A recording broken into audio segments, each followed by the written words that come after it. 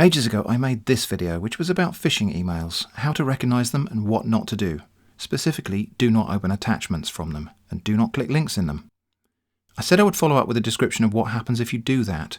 It's taken me a really long time to get back to this, but this is that video. What happens if you click through on a phishing email?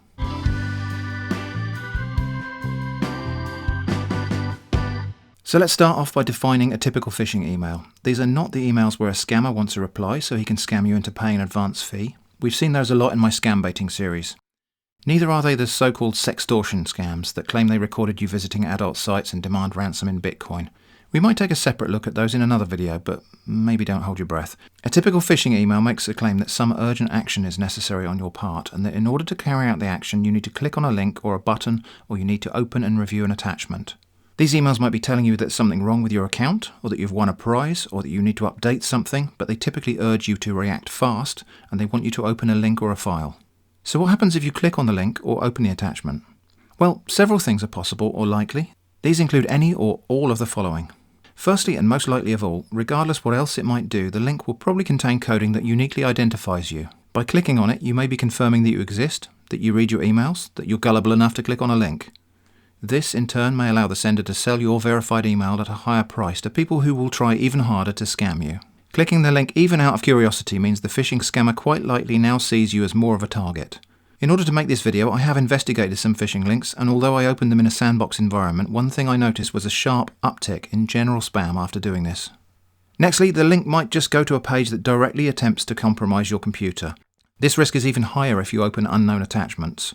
Although in my recent experience, attachments in phishing emails nowadays just seem to contain clickable links as a way for the scammers to try to evade spam filtering. Either way, clicking on the payload may infect your browser or your computer with malware.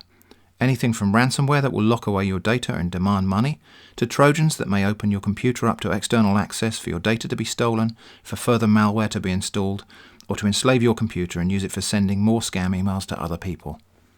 Furthermore, a phishing link might lead to a plausible-looking copy of a legit website, which asks you to enter your personal details including username, password, identity, banking and credit card details, only to capture these details for misuse by criminals, stealing your identity or your money, or both. Finally, and this one is the most scary of all, clicking on certain types of link, just a single click, may immediately give direct control of your valuable online accounts to the scammers. For example, recently I have been receiving a lot of fake emails purporting to be from Google or YouTube claiming I got a copyright strike, or I've won an award, or that I have invalid traffic. Actually, this one wasn't asking me to click, it just asked me to reply and give them my password. Lame.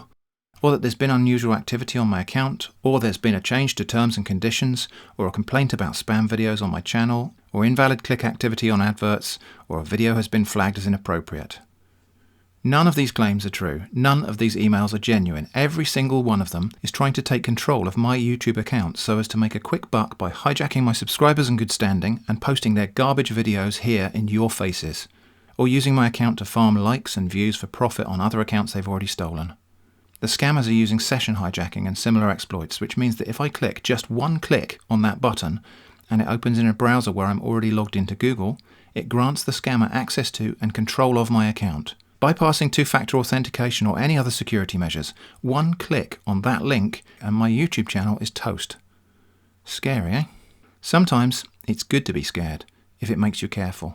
And this highlights another important point that came up a lot in the comments on the previous video.